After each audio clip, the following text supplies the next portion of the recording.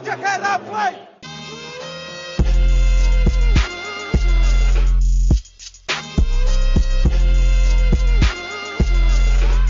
Jojo, živo, lep pozdrav Blaž, lep pozdrav Marko, lep pozdrav obema, končno spet v polni postavi. Zdravo. Zdravo Matej, zdravo Blaž, tudi jaz sem zelo vesel, da se spet slišimo. Po tistih olimpijskih igrah se nam še ni uspel zbrati skupaj, danes končno, za obdelati imamo pa tudi dosti zanimivih topik, tako da me veseli, da bomo spet skupaj malce zagrizali v aktualne NBA topike. Preden začnemo, bi rad samo še povabil poslušalce, da všečkajo ta naš podcast oziroma video, se naročijo na Sportinfo.si kanal, če stisnejo še zvonček, jih bomo opomnili vsakeč, ko izdamo nov podcast in gremo kar k delu oziroma delu, hobiju. Ja. Težko temu rečemo delo, debatirati o športu je čisti užitek in zaradi tega to tudi počnemo, ampak po drugi strani pa to tudi resno vzamemo, kot seveda je treba delo resno vzeti. Jaz bi Marko sam še dodal, da lahko nam z všečki in naročninami pomagate tudi na vseh ostalih platformah, kjer smo prisotni. To so iTunes, Spotify, SoundCloud, Google podcasti. Ja, ni da ni, kot ti ponavadi rečeš, posod smo in posod nam lahko pomagate pri nadaljnjem delu, date vzpodbudo s kakšnim všečkom, naročnino ali pa seveda tisto, kar je najbolj pomembno, s komentarji, da vsi radi podebatiramo z našimi poslušalci na YouTube kanalu ali pa drugje, če pustite komentar. Pa če nimate še kaj dodati, gremo kar na tisto, kar seveda zanima naše poslušalce, aktualni dogodki v NBA ligi. Že tako preveč čičetamo na začetku, tako da najbolj, da se lotimo kar tematik. Si rekel čičetamo? Ja. Sem razumel šičetamo. Ja, pa nehmo pol šičetati, pa začnimo potem kar z resnim delom. Prva topika je morda celo tista največja, najbolj vseobsegajoča in topika, v kateri bi verjetno lahko posebej podcaste snemali, verjetno ne na športnem kanalu, pa verjetno ne z sogovorniki iz športnega sveta. Cepljenje in COVID in Liga NBA je ena izmed aktualnih topik. Seveda nas kot ljubitelje NBA lige zanima, ali bo tako kot prejšnjo sezono tudi na naslednjo COVID močno vplival. O tem smo dosti govorili v naših podcastih, kako močno je COVID prizadel določene ekipe. Ne nazadnje vsi slovenski ljubitelji NBA lige dobro vedo, kakšne težave so imeli Dallas Mavericks, ki so za kakšen mesec ostali brez skorajda celotne prve peterke, z izjemo Luke in Porzingisa, pa še Jalen Brunson je bil tudi dolgo časa v karanteni. Potem so pa te igralci tudi govorili o tem, da so nekaj časa, ko so preboleli COVID, tudi čutili posledice, ne samo v Dallasu, tudi nekaj drugih NBA igralcev je govorilo o težavah, ki so jih imeli potem, ko so preboleli COVID. Zdaj pa smo lahko prebrali približno 2 tedna nazaj, da je 95% lige že cepljene. Skoraj 100% spremljevalnega osebja, trenerjev, pomočnikov trenerjev, maserjev, tehničnega osebja in vseh ostalih ljudi povezanih s klubom. In vodstvo lige pričakuje, da bo do začetka sezone cepljenih 100% igralcev ali pa zelo blizu 99,nekaj %. Nekaj odmevnih primerov igralcev, ki nasprotujejo cepljenju, če tako rečem, smo brali, ampak te so zelo redki. Mene pa zanima, ali mislite, da zaradi tega naslednjo sezono ne bomo spremljali takih situacij kot prejšnjo, ko so nekatera moštva imela polovico ekipe v karanteni, igrala z zelo okrnjenimi rosterji, samo 7-8 igralci so nekatera moštva bila celo primorana igrati. Dosti tekem je bilo pa tudi odpovedanih in na koncu je to konkretno vplivalo na potek celotne sezone. Bo tako tudi naslednjo sezono? Do neke mere ja, do neke mere ne. Definitivno je liga prejšnjo sezono sprobala celoten sistem z vidika cepljenja, je prilagodila protokole, ki bodo uveljavi glede tega, glede testiranja, glede karanteni in vsega tega. Tako da jaz mislim, da pač iz tega vidika bo manj vplivala celotna situacija na ligo, kot je prej. Ampak dejstvo pa je, da ta virus je še vedno prisoten, še vedno se širi, še vedno ga lahko igralci dobijo, še vedno lahko imajo težave zaradi tega, kljub temu, da so cepljeni. Tako da iz tega vidika pa jaz mislim, da se znajo težave ponoviti, ampak v bistveno manjšem obsegu, kot je bilo to lansko leto. Ja, jaz tudi mislim podobno kot Blaž, s tem, da moramo se spomniti, da je NBA okoli vseh teh zdravstvenih protokolov zelo, zelo stroga, izredno stroga. Tudi recimo Chris Paul je lani v play-offih izločila za nekaj tekem, samo zato, ker je imel en tašen rizični kontakt. Tako da, ja, tega bo dosti manj, nekaj mogoče igralcev bo manjkalo, dosti manj kot lani seveda. Ampak tudi po drugih ligah v Evropi, nogometne lige, vidimo, da ni več niti približno tako hudo, kot je bilo lani in isto lahko pričakujemo z NBA. Vsekakor lahko upamo, da bo temu tako in da bo naslednja sezona, vsaj iz tega aspekta COVID-a, gladko tekla. Kot smo lahko prebrali, teh igralcev, ki so cepljeni, ne bodo testirali v ligi NBA, tako da tudi, če recimo nekdo dobi virus, če ne bo nekdo kazal simptomov, ga ne bodo posebej testirali, če bo cepljen seveda. Tisti, ki ne bodo cepljeni, bodo pa še vedno redno testirani. Ta odlok zagotovo sta v njem brala v 2 zveznih državah, New Yorku in Kaliforniji, kjer necepljeni igralci ne bodo smeli trenirati ali igrati v domačih dvoranah. Tukaj gre za Lakerse, Kingse, Warriorse, New York Knickse in Brooklyn Netse. Ampak je pa po drugi strani izjemno zanimivo, tukaj je en tak nesmisel, namreč igralci gostujočih ekip, ki niso cepljeni, bodo pa lahko igrali v domačih dvoranah. Torej ta odlok v teh 2 državah bo prizadel, če bo ostal kakšen igralec, ki ne bo cepljen v teh ekipah, samo domače ekipe, ne pa gostujoče ekipe. Ja, Matej, samo mičko, da bi se navezal na tisto, kar si prej rekel. Moramo vedeti, da NBA gleda ogromno ljudi v Ameriki. V Ameriki imajo tudi v bistvu dokaj nizko precepljenost, vsaj po merilih zdravnikov, in sigurno ne bojo hoteli pasti v kakšno situacijo, zaradi katere bodo ljudje začeli dvomiti o cepivih in bojo tudi tukaj se poskušali čim bolj zaščititi. Tako da jaz mislim, da se bo tudi te zadeve čim prej razrešile, o katerih si govoril, ta nasprotujoče si pravila o gostujočih in domačih igralcih. Seveda pa je elephant in the room, kot pravimo, ne? Ta slon v sobi je Kyrie Irving, v manjši meri tudi Bradley Beal, ampak on ne igra v državi, kjer so necepljeni igralci izgnani iz svoje dvorane, in zato Irving recimo za Nece, ki so eni izmed favoritov in so zato še bolj na očeh javnosti, sploh ne bo igral. Niti recimo v gostovanjih, kjer dejansko lahko igra. Res bi bilo čudno videti, da en tvoj igralec igra pol tekem za svojo ekipo, pol tekem pa dejansko mora doma počivati. Dobro, ampak jaz bom glede Kyrija rekel naslednje. Jaz mislim, da on niti noče več igrati. Njemu je basket ena taka postranska stvar. On najde 1000 in en izgovor, samo zakaj ne rabi igrati basketa. In pač jaz mislim, da mu je tukaj COVID spet en tak prikladen izgovor, zakaj se ne bo cepil, da mu ni treba igrati. In tudi vse une grožnje, da če ga Brooklyn menja, da gre takoj v pokoj, ne, tudi kažejo vse na to, da njemu pač enostavno dol visi in on pač to dela zaradi tega, ker je slučajno v tem dober, niti po točko razno pa v tem ne uživa. In ta COVID je zdaj pri njemu samo še en dodaten izgovor, zakaj pač on ne bi igral basketa. In valjda plača bi pa vlekel klasično, a ne. Tako da pač jaz Kyrija lik za neko merilo ne bi dajal, no. Kyrie je, če smo zelo prijazni, zelo kompleksna osebnost, če nismo prijazni, lahko kakšne druge besede zanj uporabimo, ampak to, kar si povedal, Blaž, da misliš, da on niti ne želi več igrati basket, je ena izmed teorij, ki sem jo tudi jaz slišal, ki kroži naokoli.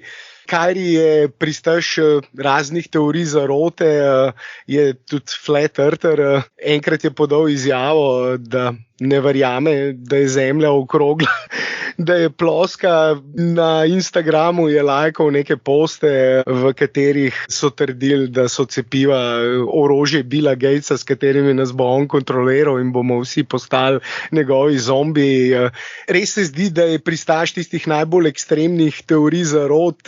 To sta samo dve bolj odmevni v zadnjih časih, ampak jaz znam potem, da tudi o drugih teorijah zarote rad debatira in poda kakšne izjave, pri katerih se popraskaš po glavi. V vsakem primeru ni dober zagovornik teh, ki se nočejo cepiti. Taki ekstremni pogledi verjetno tudi v kakšnih razumnih debatah nimajo svojega mesta, zato je tukaj vprašanje samo, kako bo to vplivalo na ekipo. S Kyriem, Hardenom in KD-jem skupaj, mislim, da so neci glavni favoriti za naslov prvaka. A so tudi brez Kyrija, samo s Hardenom in KD-jem, zagotovo so še vedno top 3, top 4 ekipa lige. Tudi brez Kyrija verjetno v tem primeru ne bi bili več glavni favoriti za naslov, ampak še vedno ena od najboljših ekip. In če Kyrie, tako kot si rekel, Blaž, dejansko se bo odločil, da bo nehal igrati košarko, kar dejansko je neka možnost. Mislim, pri takem človeku... Jaz mislim, da on išče razlog, zakaj mu bo nekdo drug v narekovajih prekinil kariero, zaradi tega, da bo imel potem izgovor, da ni nehal zaradi sebe, ampak da je nehal zato, ker so ga drugi prisilili v to. Vse kaže v to smer. Mislim, se pravim, že imel je zelo velikrat te neke čudne ekscese. Saj spomnite se samo, mislim, kaj je bilo že tako, ko je prišel v Brooklynu, noben ni vedel, kje je, se sploh ni javljal na klice, na telefon, nič. Mislim, pol je neki razlagal, da je bil depresiven, pol ni bil depresiven, pol se mu samo igrati ni dal. Mislim, pač umetnik, tako bomo res porabili ta izraz, ker je malo bolj lep, kot karkoli drugega. In jaz dejansko pri njemu mislim, da vse skupaj pač nekako gre v to smer, da bo on lahko zaključil lepo kariero, brez da bi on v bistvu sam sebe dal ven, da njemu v bistvu to sploh nikoli ni bilo cool in mogoče bo to priznal pol čez par let, mogoče pa nikoli. Enako sem mislil o Kyriju recimo 2 leti nazaj, potem pa mi je kar prirasel v srcu, ne zato, ker je dvomil v to, da je zemlja ploščata, da so dinozauri obstajali. Ok, takrat je rekel, jaz dvomim v nekaj, jaz ne rečem, da je zemlja ploščata, samo dvomim v nekatere stvari. Dvom v neko osnovno znanost je včasih že sam po sebi. Na podlagi ene slabe lastnosti ne bom jaz ocenjeval človeka kot celoto, daleč od tega. Se to ne pomeni, da je slab človek sam po sebi. Mislim, slab. To je en aspekt njegove osebnosti. Všeč mi je bilo, kako je poskušal prepričati svoje soigralce, naj ne grejo igrati v bubble in se rajši borijo proti družbi neenakosti. Takrat se spomnite, so bili protesti zaradi Black Lives Matter. Ja, sem takrat je že spet samo Drake rešil. On je bil poškodovan in tako ali tako ne bi mogel igrati v bablu. In je hotel prisiliti vse igralce v ligi, tudi tiste na minimalnih pogodbah, ki niso še niti približno zaslužili toliko, kar oni si ne morejo prvošati, da nehajo igrati, da ne grejo v babel in izgubijo denar. Vidiš, ti si videl to zanimivo, Marko, ti si videl to kot neko pozitivno stvar, jaz sem pa to videl kot v bistvu neko hinavščino, ravno zaradi tega, ker je on bil poškodovan in sploh ne bi mogel igrati v bablu. Zakaj potem predstavljaš svojih 5 centov, če ne boš tako zraven? Vprašanje, kaj bi bilo, če ne bi bil poškodovan. Kyrie je že dostikrat pokazal, da je pač malo bolj poseben človek, umetnik, kot sta rekla, s tem ni nič slabega. To je KD rekel. Ni mu toliko do slave in zdaj za denar, nisem siguren, ampak če dobivaš 30 milijonov in se potem ne prikažeš na tekmi, normalno, da bo vsak pomislil, pa človek, kaj si ti nor. Ne? Ampak košarka mu ni najbolj pomembna stvar, dober je v njej in zdaj ga prebijati na križ zaradi tega se mi ne zdi najbolj. No. Mislim, meni je on pozitivna osebnost, zelo nepredvidljiva in z nekaj res čudnimi teorijami, ampak mi je kar pozitiven, tako bom rekel. Jaz njega ne prbijam na križ, bolj je tukaj finta v tem, da nekdo kot je on, ki v bistvu se mu za košarko sploh ne gre, ki mi je, ne nazadnje, če tako pogledaš, mu je tudi vseeno za navijače, on ne more biti branik na rekovajih tvoje svobode, oziroma on biti glavni proti cepljenju in biti on tista na rekovajih razumna oseba, ki bo artikuliral, zakaj se noče cepiti vse pri njemu kaže ravno nasprotno smer, da to v bistvu ne dela zaradi tega, ker bi verjel v neki ali pa v neki drugega, ampak ima neko svojo agendo v zadnji, ki vedno bolj kaže pač enostavno na to, da se njemu pač mal ne da košarke zdaj špilati in tako, ko si rekel, pač on je pač dober v tem, ampak lih ne uživa v tem in jaz mislim, da išče samo izhod ven na nek način. Ja, jaz se strinjam s tem, kar si povedal, Blaž, da ima neko agendo, pa tudi Marko meni se ne zdi ravno pozitivna osebnost. Saj ne vpliva pozitivno na svoje soigralce. Če vprašaš njegove soigralce v Bostonu, je on pozitivna osebnost, on je bil tam glavni locker room cancer, rak v slačilnici. Tudi v necih se zdi, da ni Harden in KD sta vsekakor, bi lahko rekel, pozitivni osebnosti. Kyrie se mi pa zdi bolj tist dreko mešalc, po domače povedan, ki po nepotrebnem meša drek tam, kjer ga ni treba in tako kot si povedal, tudi Blaž ni najboljši zagovornik teh idej. Recimo, dober odgovor na vprašanje, zakaj se ni cepil, je podal Jonathan Isaac. Jaz ne bi presojal o tehtnosti, ampak samo podal ta kontrast med recimo Kyriem in Isaacom. Gre sam za to, da pač, tako kot si povedal, Blaž, Kyrie nikakor ne more biti nek role model ali pa zagovornik teh, oziroma če je zelo slab zagovornik tega. Se to noče biti. Matej, se noče biti zagovornik ničesar. On mi je samo všeč zato, ker pač občasno plava proti družbenim normam, ki smo se izgradili za to, da... Upornik brez razloga. On vedno išče neke imaginarne nasprotnike, pa pravzaprav po mojem mnenju po nepotrebnem, ker seveda v življenju imaš tako, vsak ima dosta ovir, oziroma ima realne ovire. Pri Kyriju se mi pa zdi, tako kot je Blaž rekel, oziroma nakazal, da je v bistvu neke vrste bolj pozerno in da je vse zaradi določenega izgleda pri delu populacije in da košarka, tako kot že spet se strinjam tukaj z Blažem, ni tista glavna prioriteta, zaradi tega, ne vem, mogoče bi lahko tudi naprej šli zdaj na naslednje teme, da se ne bomo preveč zapletali in šli konkretno še na košarko, ampak podejta še vajno razmišljanje tukaj. Če bodo poslušalci želeli, da posvetimo en podcast Kyrie Irvingu, nas prosim nagovorite o tem v komentarjih, drugače pa gremo naprej. Prav? Ja, ker bi lahko se tukaj res zapletel še v zelo dolgo debato. Cepljenje COVID pa vklepajo še Kyrie, to je topika, o kateri bi lahko zdaj še zelo dolgo govorili.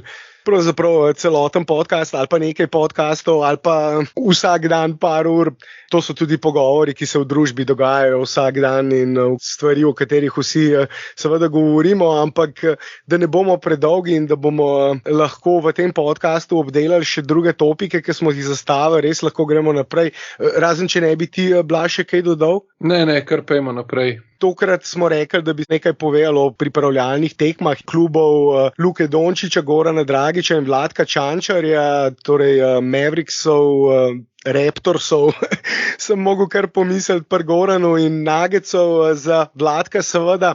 Pa če začnemo z Dallasom, tista glavna stvar, ki smo jo lahko takoj videli, je ta, da je Luka več kot očitno v odlični formi, da je zadržal tisto formo iz olimpijskih iger.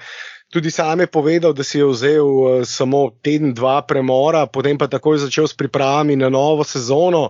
Trdo delal celotno poletje torej in pred njim je, kot kaže, MVP sezona. Morda ne bo postal MVP, ampak vse kaže, da bo vsaj med tistima dvema ali pa največ 3 glavnimi MVP kandidati. Pa ne samo Luka, tudi celoten Dallas izgleda nekoliko bolj pozitivno napram lanski sezoni. Vidi se, da je nov veter zavel v jadra te ekipe. Zdaj, to ne pomeni, da bodo boljši ali slabši, ampak enostavno se vidi, da je okoli celotne ekipe dosti več pozitivnega duha. Tukaj govoriš o kemiji, Blaž. O kemiji, seveda.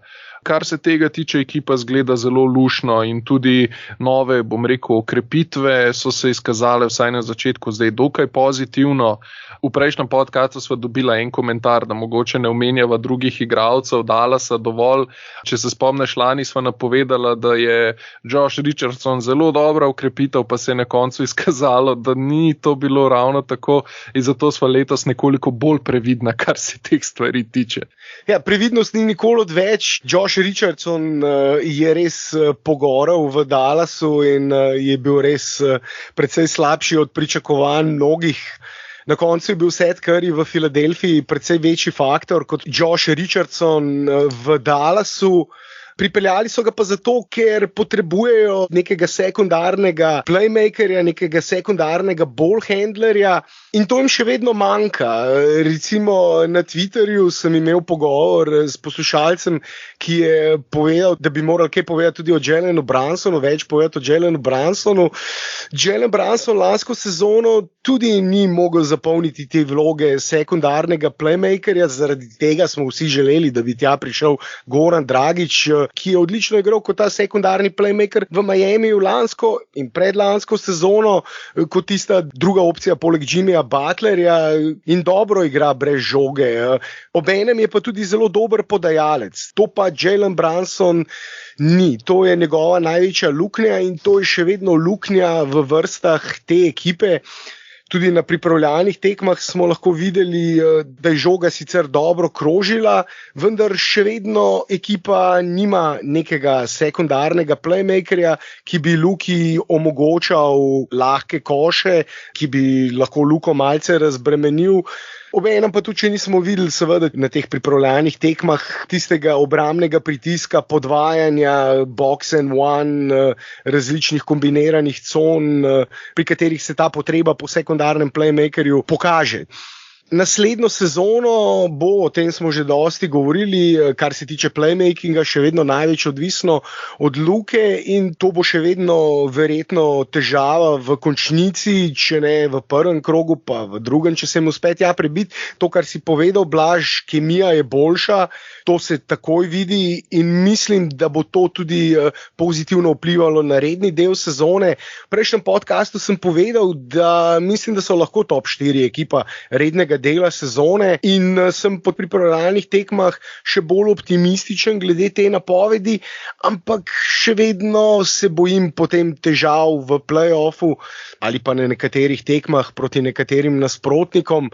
Celovito gledano pa zaenkrat stvari izgledajo solidno. Ta faktor kemije je res pomemben.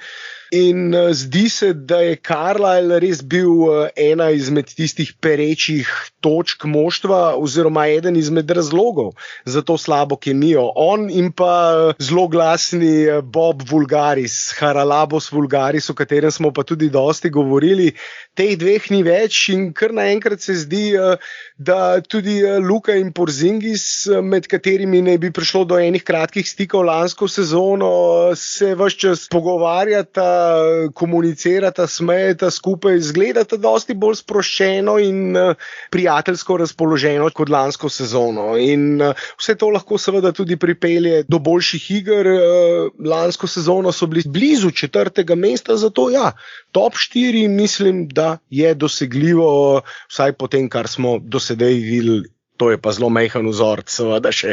To je pa tudi treba vedno povedati. Na začetku sezone bo potrebno tudi počakati, da se začne sam redni del sezone, nekaj tekem, preden bomo bolj konkretne zaključke lahko povlekli. Ja, pa treba je kle upoštevati honeymoon period, ki je vedno pri menjavi trenerja, strokovnega štaba, ponavadi ekipe igrajo bolje, nekoliko se sprostijo, energija se dvigne, potem pa, ja, ko se enkrat ulaufajo zadeve, je pa vprašanje, ali se to lahko obdrži, ali se pa mogoče zadeve začnejo kazati ponovno kakšne razpoke, tako da to vse bomo še videli, ampak zdaj, tako kot si rekel, na začetku zgleda kar solidno. Kljub majhnemu vzorcu je iz pripravljalnih tekem, kar lahko razberemo, to, da bo Dallas metal manj trojk, več bo meta za 2, kar mogoče ni ravno pogodu Marko Cubanu, ki je bil za analitični del igre zelo zagret in normalno misli, da je pač trojka več vredna kot 2. Ja, za analitiko je bil pa odgovoren Bob Vulgaris v Mavericksih in smo tudi že dosti govorili, njega ni več, tako da mogoče tudi to je eden izmed povodov. Ne smemo pa pozabiti, da je Kokoškov tudi tam, tako da Kokoškov je odgovoren za napad in tukaj je verjetno neka logika zadaj, čeprav to ne gre ravno v skladu s trendi v Ligi NBA. dejansko mi je ta preskok všeč. Zakaj? Zato, ker varianca pri metanju trojke je enostavno prevelika. Če imaš slab dan, slabo tekmo, ti trojke ne pomagajo, da tekmo zmagaš, kar v redni sezoni ni noben problem. V seriji 7 tekem pa oziroma na 4 zmage. Mogoče ne bojo tako efektivni, kot so bili par let nazaj, ko so bili prvi napad v ligi, ampak to pripravljanje na play-offe že od samega začetka mi je zelo všeč. In druga stvar, ki sem opazil, je Porzingis, ki dejansko se giblje v obrambi. Seveda, dosti obrambe ne moremo pričakovati od pripravljalnih tekem, ampak vsaj gibanje vidiš, da je človek siguren v svoj korak, da skoči na banano takrat, ko je treba in se ne potegne nazaj, ker se boji, da se bo poškodoval. Te dve stvari me kar veselita pred začetkom sezone. Marko, ja, to manjše število trojk je res taka zanimiva stvar, predvsem zaradi tega, ker so v zadnjih 2 sezonah ravno v nasprotno smer šli. In v zadnjih letih se zdi, da so najboljše ekipe rednega dela sezone, včasih pa tudi na koncu zmagovalci lige, tiste ekipe, ki vržejo in zadanejo največ trojk. Utah Jazz, ki so lansko sezono bili prva ekipa zahoda po rednem delu sezone, so imeli zgodovinsko dobro šutersko sezono, ampak potem v play-offu pogoreli. Za play-off, tako kot si povedal, Marko, je pa dobro, če imaš več opcij. Pomembna sprememba, ki jo tudi velja omeniti, je pomik Porzingisa nazaj na položaj 4, ne bo več startni center, če tako rečem, ampak bo startni power forward, začenjal bo tekme zraven Pavla, tako kot je to počel že pred Pavlovo poškodbo. In s tem Dallas zopet dobiva ta element vertikalnega spacinga, ki jim je manjkal lansko sezono. Ta 5-out pace and space, read and react košarka, ki so jo igrali, se je vse prevečkrat zreducirala na Lukove izolacije in ostalih 4 igralci, ki so stali na trojki in ga spremljali. Manjkal je dober center, ki bi v koš pospravljal Lukove lobe in na ta način dosegal 8-10 lahkih točk vsako tekmo. Vemo, kako odlično je recimo naveza Luka Toby funkcionirala v reprezentanci in naveza Luka Powell je odlično funkcionirala tudi pred njegovo poškodbo. Ta element pick and rolla in pick and popa s Porzingisom, kjer nasprotne ekipe niso vedele, ali naj gostijo obrambo pod obročem, preprečijo nevarnost Pavlovega odvajanja pod obroč ali pa posvetijo več pozornosti Porzingisu in njegovi trojki. Ta aspekt je pripeljal do tega, da so Dallas Mavericks imeli takrat zgodovinsko dober napad, pred Pavlovo poškodbo še nekaj boljšega kot po Pavlovi poškodbi. Tako da jaz mislim, da lahko to dobro funkcionira tudi v naslednji sezoni, tako kot je to recimo odlično funkcioniralo pri Lakersih v njihovi lanski šampionski sezoni, kjer je AD začenjal tekme na 4, Howard pa je bil štartni center. Všeč mi je, kako so Lakersi zgradili ekipo okoli LeBrona, velikega playmakerja, kako so zgradili zelo visoko, močno ekipo, šli zoper teh trendov, ki so sedaj v ligi in bili pri tem uspešni. Obenem seveda rabiš tudi šuterje, na vseh ostalih položajih pa rabiš igralce, ki lahko zadanejo za 3. Bullock in Brown sta že 2, ki bosta malce pri tem pomagala. Josh Richardson, ki smo ga že omenjali, je lansko sezono tudi v tem aspektu bil zelo slab. Spomnimo se njegovih odličnih šuterskih sezon iz Miamija. Z Blažem sva upala, da bo tako tudi v Dallasu, vendar nažalost ni bilo. Upajmo, da pri novo prispelih igralcih Dallasa bo tako in potem mislim, da bo napad dobro funkcioniral. Večja neznanka je pa obramba. Heat je napovedal agresivno obrambo, zdaj kaj to točno pomeni, ne vemo. Verjetno v tej obrambi ne bo prav dosti switchanja, tako kot pri nekaterih ekipah, ki so to zelo rade počeli, recimo kot Houston, in bile pri tem uspešne. Pač enostavno niso takšna ekipa, ko bi lahko switchala vsak matchup. Zdaj, agresivna obramba zmaguje tekme, v NBA-ju napad zmaguje tekme, ampak brez obrambe ne bo zmagal, žal. In upam, da bodo obrambo spravili na dovolj visoko raven, da bodo z njo pripravljeni za play-offe. Jaz imam občutek, da bo obramba dobra, kajti če je kemija dobra in če so igralci zdravi, potem imajo tudi dosti volje za igrati v obrambi in upam, da bo tako stalo do končnice, seveda. V končnici bomo pa potem videli, iz kakšnega testa je res ta ekipa. Končnica namreč vse razkrije, o tem smo že dosti govorili. Bi dodal še kaj v Dallasu mogoče, ali gremo naprej na Gorana Dragića in Toronto? V Dallasu bomo še ogromno govorili. Ja, mislim, da je cajt, da gremo naprej še na Gorana, pa tudi na Vladka Čančarja. Oba vsekakor, ampak če se za trenutek zadržimo pri Goranu, sej o njem smo dosti govorili tudi v zadnjem podcastu in o tem, kako si vsi želimo, da bi ga videli v dresu Dallas Mavericksov, da bi Gorana in Luko spet videli skupaj in da bi Goran in Luka ponovila tisto, kar sta naredila v reprezentanci. To bi bil en tak pravličen zaključek Goranove kariere. Vsi Goranu prvošmo, še posebej po tisti lanski poškodbi v finalu, res, še vedno me stisne, ker pomislim na to, kakšen peh, kakšno res neverjetno nesrečo je imel, da po vseh teh letih pripelje ekipo, dobesedno pripelje Miami v finale in potem poškodba, po 7-8 minutah igre v prvi četrtini si je strgal tisto tetivo v stopalo in ja, vsi upamo, da dobi še eno priložnost pred koncem kariere v eni ekipi, ki se lahko res bori za tista najvišja mesta. In jaz še vedno mislim, da z Goranom bi ta Dallas bil konkretno boljši, predvsem v play-offu. V rednem delu sezone, se smo zdaj dovolj govorili o tem, vsi mislimo, da bodo dobra ekipa, da bodo ena izmed boljših ekip Zahoda in da imajo možnosti, da si zagotovijo prednost domačega parketa v končnici, torej so top 4, morda potencialno top 3 ekipa. Če bodo zdravi, seveda, ta caveat je pa seveda treba dodati pri vsaki debati o tem, ampak o tem smo pa tudi začeli, pa da se ne bomo vrteli v krogu. Gorana ne bo v Dallasu, vsaj še do februarja, morda se zgodi še kakšen trade, Goran bo v Torontu začel sezono in tista glavna stvar, ki smo jo lahko opazili na pripravljalnih tekmah, da bo kot kaže začenjal tekme v prvi peterki. Poleg VanVleeta pred njegovo selitvijo smo ravno razmišljali, ali ga bodo tako kot v Miamiju porabili kot tistega 6. igralca, ki bo skrbel za to, da napad nemoteno teče, tudi ko so na parketu rezervisti in potem seveda zaključuje tekme s prvo peterko, ali pa bo začenjal tekme v prvi peterki in kot kaže bo poleg VanVleeta igral kot tisti sekundarni ball handler, playmaker, skratka v tisti vlogi, v kateri smo ga želeli videti v Dallasu. Verjetno mu zaenkrat bolj paše štart iz klopi in v play-offu prehodu v prvo peterko, ko se začne zares. Vsekakor pa seveda upamo, da v play-offu ne bo igral za Toronto, ampak za Dallas. Žal to od njega ni odvisno.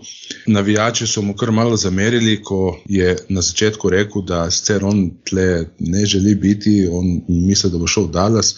Parafraziran seveda.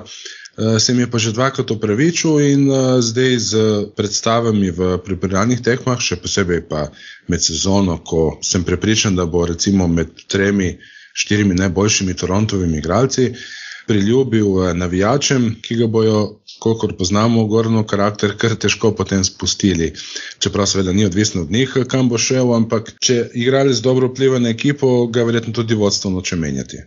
Mislim, sej Goran, da ima ambicije pri njegovi starosti, mislim, da to mu ne bi smel noben navijat zameriti. Dobro, vem, nikoli ni fajn slišati, da to rečeš na glas, ko si pač v eni ekipi, ki gre v rebuild, ampak mislim, da mu na koncu nima kaj zameriti. In tako kot je že Matej rekel, jaz tudi Goranu privoščim, da bi prišel še do enega finala in dobil tisti prstan. Upam, da bo imel čim boljšo sezono in se potem ob trade deadlineu prodal v en konkurenčen klub, ki bo ciljal na naslov. Do takrat pa ja, držim pesti in upam na najboljše. Ja, Goran se je navijačem Toronta najprej malce zameril s tisto izjavo, ki je bila tudi malce narodno prevedena. Ampak Blaž, ne vem, če si videl, se je za tisto izjavo on že povsem odkupil navijačem. Navijači so ga že sprejeli. Vsi vemo, da je Goran down to earth človek, izjemno pristopen človek in ne vem, če sta videla na družbenih omrežjih, je tudi zaokrožila ta zgodba enega navijača, namreč, ki je z Goranom sedel čisto slučajno na letalu, ko je letel v Toronto na priprave. In je imel z njim dolg pogovor in je potem objavil, slučajno sem sedel zraven Gorana Dragića, človek je zelo pristopen, 2 uri se je z mano pogovarjal o življenju v košarki in vsem drugem, objavil tudi fotko skupaj z Goranom. Goran mu je povedal, da bo z veseljem sprejel vlogo mentorja mladim igralcem v Torontu. Mimogrede, Scotty Barnes, eden izmed teh mladih igralcev, je že govoril o tem, kako je Goran takoj po prihodu postal eden izmed vodij v slačilnici in mentorjev in so ga vsi tudi sprejeli v tej vlogi. Ravno zaradi njegovega karakterja, tega karakterja, o katerem je pa tudi govoril ta navijač, ki je z Goranom imel dolg pogovor na letalu. Mimogrede, navijač je bil še impresioniran, da je letel v economy klasu, da ni letel v tistem prvem razredu, ampak da Goran vrčuje z denarjem in s tem ni nič narobe, tudi če imaš zelo velik denarja, tako kot Goran, ampak to ga naredi še bolj nekako človeškega in zaradi tega so ga navijači tudi mislim, da takoj sprejeli in mislim, da bo v tej vlogi dobro odigral, če bo le zdrav. To je tista edina neznanka zdaj in seveda njegova kariera se končuje počasi, zdravje je predvsem tisti razlog, vsi vemo tisti pregovor, time is undefeated, edini nasprotnik, ki premaga vse velikane, vse legende je čas. Prej ali slej in tudi legendo Gogija bo enkrat premagal čas, upam sam, da ne bo še to sezono in da se izkaže in da ga potem Toronto vendarle tradajo v eno konkurenčno ekipo, ker Toronto morda se lahko bori za tisto play-in mesto na vzhodu, torej da je 9. ali 10. na koncu, morda 8. potencialno, če jim gre vse po načrtu. Kaj več pa mislim, da ne morejo s to ekipo doseči, vendarle gre za zelo mlado ekipo v rebuildu. Ekipo, ki ima nekaj zanimivih igralcev, OG Anunoby, Pascal Siakam, tudi Fred VanVleet, tudi Scotty Barnes, pa da ne bomo zdaj preveč šli v detajle o Torontu, o tem bomo zagotovo v kakšnem podcastu še bolj podrobno spregovorili. Tako da bi zaključil sam s tem, da upam, da se Goranu izpolni želja in dobi še eno šanso za borbo za prstan. Vsi skupaj pa verjetno upamo, da bo to z Luko v Dallasu. Meni iskreno je vse ena iz Luka ali brez, sam da bi on še enkrat imel možnost v finalu, pa da dobi prstan. Jaz bi to bil bolj vesel kot karkoli drugega. Tudi če se preselil v Lakers, pa tam usvoji prstan in seveda znatno prispeva k temu. Tudi tega bi bil vesel, ampak vsi bi bili pa, treba pa priznati Blaža, da bi videl Luko in Gorana, kako skupaj dvigneta pokal Larryja O'Briena. Oh man, that would be nice. Mogoče pa ga neci pripeljejo za zamenjavo Irvingu, kaj veš? Tudi tega se verjetno ne Goran, ne njegovi slovenski navijači ne bi branili. Pa zdaj poglejmo še, kako kaže našemu 3. legionarju Vlatku Čančarju, ki je vsaj po pripravljalnih tekmah tako zgleda nekoliko zmanjšal kilažo, je nekoliko bolj gibljiv, nekoliko bolj hiter je, kot je bil v lanski sezoni, ampak konkurenca v Denverju je še vedno kar preklenska na njegovih položajih. Čančar zgleda dobro in mislim, da je konsens tudi v ligi, da če ne bi igral v Denverju, v kjerikoli nekoliko slabši ekipi, bi sigurno dobil bistveno več minut kot v Denverju, ampak pustimo se presenetiti. Vlatko Blaž je sam povedal, da je izgubil 20 pounds, koliko je to, 8 kil, 9 kil. Mislim, tudi Tilan je o tem govoril na podcastu z nama.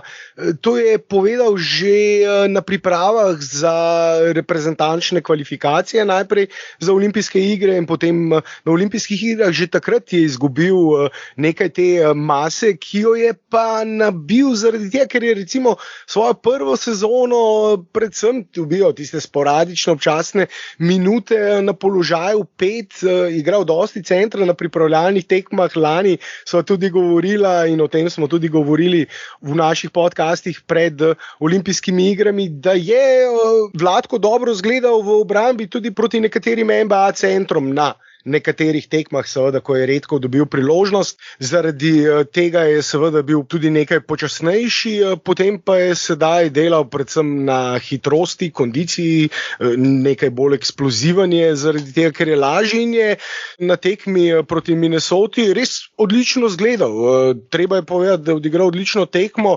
V 15 minutah je dosegal 13 točk, skok, blokado in podajo še dodal. 9 od 13 točk je pa dosegel v podaljšku. Res je njegov jumper zgleda odlično, njegov jumper je wet, very wet, če tako rečemo. In mislim, da, tako kot si rekel, Blaž, da bi lahko v manj konkurenčnem klubu brez težav bil v rotaciji na položajih 3 in 4 nekako na krilu. Je igralec, ki ima visok IQ, ki dobro razume svojo vlogo, ve, kaj naredi žogo, ko jo dobi, ne glede na to, ali je to podaja, ali treba žogo spustiti na parket, prodret, je treba vršiti na koš. Mislim, da je Čančar NBA level igralec, konec koncev je to dokazal tudi na olimpijskih igrah. Bil je naš tretji najboljši strelec, tretji najboljši skakalec za Luko in Tobijem, seveda v obeh kategorijah, in naš najbolj učinkovitost strelec, njegovi odstotki učinkovitosti iz igre je bila fenomenalna, skoraj 50% za 3 je bil. In to pri več kot 4 trojkah na tekmo. Tako da Čančar si zasluži priložnost, zdaj je oddelal 2 leti v Denverju, 2 leti je bil timski igralec, delal vse za ekipo. Tudi na treningih trenerji vedno govorijo, da je vedno na treningih eden najbolj marljivih, tudi eden od najboljših. Tudi Malone ga ima rad, res je pa to, kar si povedal, konkurenca na krilnih položajih je ogromna. In rotacija Nuggetsov globoka, oni ciljajo na najvišja mesta, na prstan, želijo si naslov, tudi Michaelu Porterju Juniorju so dali maksimalno pogodbo, zdaj imajo Aarona Gordona, ki ima skoraj maksimalno pogodbo, Michaela Porterja Juniorja z maksimalno pogodbo, Nikolo Jokića z maksimalno pogodbo. Pa še Jamal Murray, ki bo sezono začel na seznamu poškodovanih in se vrnil enkrat med sezono, ima maksimalno pogodbo. Ena izmed redkih ekip s 3 max igralci, pa še enim skoraj max igralcem. Tako da ne bo lahko Vlatko Čančarju, ni del tistih Malonovih 7, tiste glavne rotacije 7 igralcev, ki jo uporablja Malone. Je pa bi rekel, da če ni 8 v tej njegovi rotaciji, pa zelo blizu temu 8. mestu. Ampak po drugi strani imajo tudi nekaj mladih igralcev, ki morajo dobiti minute, če jih želijo v kaj razviti, bolj Zik Nadži, tudi na položajih 3, 4, predvsem ta 2, recimo, potem nekaj veteranov, oba Greena, Jamichael in Jeff, ne bo lahko, poleg seveda začetne peterke, kjer bosta začenjala Aaron Gordon, Michael Porter na trojki, Nikola Jokić na centru.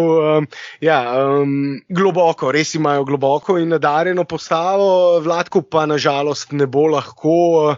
Jaz še vedno upam na nek trade, ne vem, a vidva še vedno mislite, da si lahko izbori letos mesto v rotaciji, brez kakšne poškodbe skoraj da nemogoče. Zato jaz res upam na kakšen trade, ker naslednje leto bo prost igralec, mora se letos dokazati, to je zdaj zanga prelomna sezona in vse, kar rabi priložnost. Res mislim, da je vse, kar rabi priložnost in redna minutaža in bo dokazal, da je NBA rotacijski igralec. Mislim, jaz sem dejansko upal na trade, ko so menjali za Gordona, da bo odšel v Orlando, ker v Orlando bi on zdaj komot igral v rotaciji brez problema in tako kot si rekel, pač je prelomna sezona in rad bi videl, da se dokaže in da pokaže to, kar v bistvu mi že vsi vemo, da je pač NBA igralec, samo to mora še pokazati na parketu in govoril si njegovem IQ in z razlogom ga kličejo Baby Jokić v Denverju. Skill set njegov, se pravi sposobnosti so zelo raznovrstne in škoda je, da zapravlja ta čas v Denverju. Verjamem, da se je sicer veliko naučil, ampak se vemo, pač, če igraš, se naučiš največ in kje se naučiš največ, če igraš proti najboljšim vsak dan, tako da upam, ali na trade ali pa mogoče, ne bom dokončal tega stavka, ker ne smem nikomur še let poškodb, ampak upam, da se pozitivno izteče v tej sezoni za igralne minute Vladka. Zdaj je Denver tudi v precepu, če je veliko minut nameni Čančerju in se ta izkaže, ga bodo potem zelo težko zadržali zaradi svoje finančne situacije, ki si jo že omenil. Če mu da malo minut, mu vrednost ne bo zrasla in ga bo lažje zadržal, ampak vprašanje, če bo Vladko hotel tam kot prosti agent ostati z tako malo minutami. Tako da zdaj težko res karkoli napovedati in videli bomo, koliko minut dobi v redni sezoni, kako igra in potem bo dosti lažje oceniti, ali ga bo Denver tradal, recimo sredi sezone, če mu bo vrednost zrasla, ali ga bo poskušal zadržati. Ja, če ne bo igral, bo težko mu vrednost zrasla, če bo pa igral, bo pa verjetno dokazal, da si zasluži mesto v rotaciji Denverja. Jaz to verjamem. In če te priložnosti ne bo dobil v Denverju, jaz vsekakor upam, da jo dobi nekje drugje. Do sedaj vse priložnosti, ki jih je dobil, več ali manj dobro izkoristil, zato si zasluži. Preprosto zaslužil si je že do sedaj priložnost in upajmo, da jo dobi. To je vse, kar lahko rečemo. Ja, za danes mislim, da smo dovolj dolgi, razen če ne bi vidva še kaj dodala. Ne, mislim, da ne. Ne, mislim, da smo kar dobro pregledali vse tri Slovence v NBA ligi. Kot si rekel, imamo še precej topik za govoriti, ampak se to tudi ni zadnji podcast, ki ga bomo posneli, tako da se veselim naslednjih topik v naslednjem podcastu, ne? Ja, vsekakor pred začetkom sezone bomo še nekaj podcastov posneli, zato pa obema vama želim lep večer, še naprej lep vikend. Za konec bom pa sam še enkrat dodal, da če tega še niste storili, se naročite na naš YouTube Sport Info kanal, kliknite tisti zvonček, ki vas bo opomnil v novih podcastih, tako da boste obveščeni o vseh teh topikah in tematikah, ki jih bomo obdelovali. Hvala, Matej, in lep večer. No, se pridržujem tvoji želji, da bo jutri lep dan, še posebej za tiste, ki greste ven, kajti jaz bom 6 zjutraj naprej v pisarni. Delam nedelje, ampak nič hudega. Vesel sem, da smo uspeli posneti ta podcast za novo sezono in se slišimo naslednjič. Adijo. Se slišimo, živijo, čau. Adijo.